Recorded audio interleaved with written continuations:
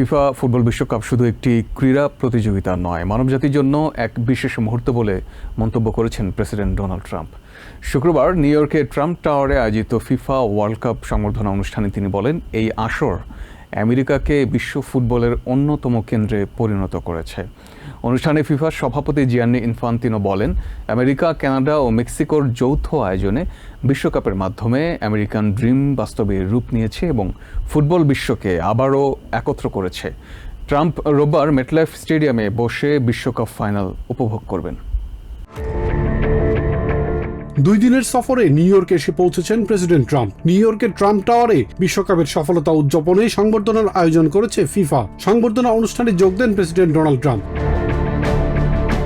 এই সময় president Trump বিশ্বকাপে অংশ নেওয়া তারকাদের প্রশংসা করে বলেন, মেসির সেই অসাধারণ পাস তিনি দেখেছেন এবং আর্জেন্টাইন খুদে জাদুকরকে জন্মগতভাবে বিশেষ প্রতিভাবান বলেও উল্লেখ করেন। তিনি প্রশংসা করেন ক্রিস্টিয়ানো রোনালদো এবং ইংলিশ অধিনায়ক হ্যারি কেইনেরও। তিনি বলেন, এবারের বিশ্বকাপ অতীতের সব রেকর্ড ভেঙে দিয়েছে।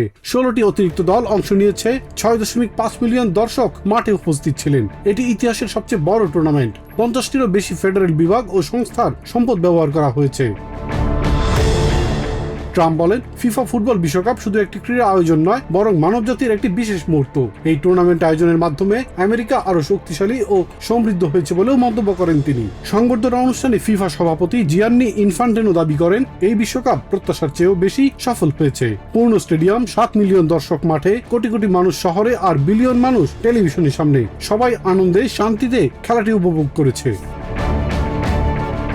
ইনফান্টিনো বলেন, বিশ্বকাপের মাধ্যমে আমেরিকান ড্রিম বাস্তবে পরিণত হয়েছে। ফিফা বিশ্বকে একত্রিত করেছে। এই সময় ট্রাম্প প্রশাসনের প্রশংসা করে তিনি বলেন, এই প্রশাসন ছাড়া এই সফলতা সম্ভব হতো না। এটি শুধু সর্বকালের সেরা বিশ্বকাপ নয়, বরং মানবজাতির সবচেয়ে বড় সামাজিক ও সাংস্কৃতিক অনুষ্ঠান বলেও দাবি করেন তিনি। সংবর্ধনা অনুষ্ঠানে যোগ দিয়েছেন বিশ্বকাপের নবাগত দেশ কেপ ভার্দের গোলরক্ষক বোজিনিয়া সহ অনেক তারকা ফুটবলার। সংবর্ধনা শেষে নিউ জার্সির বেডমিনস্টারে তার গলফ ক্লাবে যাবেন ট্রাম্প। আগামী রবিবার নিউ ইয়র্ক নিউ জার্সি স্টেডিয়ামে বসে বিশ্বকাপ ফুটবলের আর্জেন্টিনা বনাম স্পেনের ফাইনাল ম্যাচ দেখবেন প্রেসিডেন্ট। তার আগ পর্যন্ত নিউ ইয়র্কেই অবস্থান করবেন তিনি।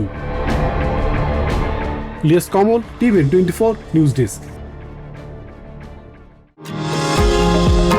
নিউ ইয়র্ক থেকে সম্প্রচারিত টিভিএন 24 টেলিভিশন বিশ্বজুড়ে বাঙালির কণ্ঠস্বর।